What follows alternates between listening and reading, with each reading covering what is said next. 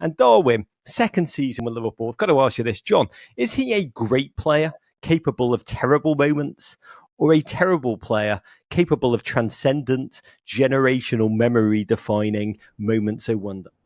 I think we don't know. He's impossible to define. I will say the thing that's truly confounding is, and you can't justify this in yourself, any striker who comes for that kind of money anywhere in the world plays under a kind of pressure that is just suffocating.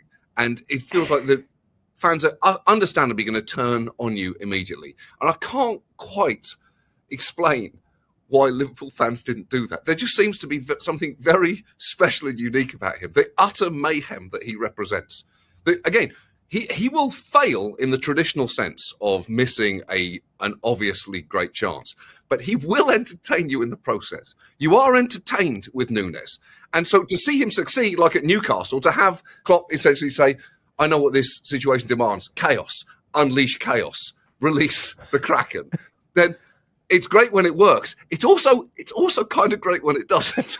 He is such a weird man. I don't know if I've got my head around who he is as a human being. I don't know he has really. Again, he doesn't feel like to have fully matured as a human being or as a player. So I don't know what we've bought. What we have bought is entertainment. That is for sure. You know, I'm meant to be a horrible person. I'm meant to, root against Darwin Nuñez. I cannot root against that human being. There's just some sprite life force which emits that I don't want to ever be vanquished. I like to think of him as a chef who has perfected the art of souffle, but could easily slice his own arm off by accident while making a grilled cheese. I think that's right. You told me Darwin was full loco in human form, which I adore. Yes, I think that's the thing. Look, we've been very lucky as Liverpool fans to have lots of very brilliant cerebral players. There is nothing cerebral about him. I think one of the reasons he's so difficult to defend is he genuinely doesn't know what he's going to do next.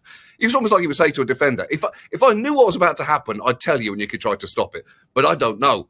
And whatever either of us thinks is going to happen is not what I'm about to do. Yeah, Jurgen Klinsmann is once meant to have said about the art of penalty taking, don't think about it, because if you don't know where the penalty is going, the goalkeeper won't either, which sounds really brilliant until you actually think about it. He's a little bit like, the basketball player J.R. Smith. He was so erratic. And it was the only time I've ever been watching a game of Madison Square Garden. And I remember he launched up his 5th contested 3 of the game, missed it again. And rather than turning on him, you could hear the crowd just laugh. And it felt like it's impossible to be annoyed with this man because his id is so clearly on display. What are you really angry with? Life in its most distilled form? Because that's what he's giving you. He's alive. He's more alive than you are. Just the infinite possibilities in the world. Oh. Maybe I'll hit the next one. Most people would have doubts appear in their mind. Am I bad at this? I don't think it's even crossed Nuñez's mind that he might not be incredible at football. Oh, I wish I had that.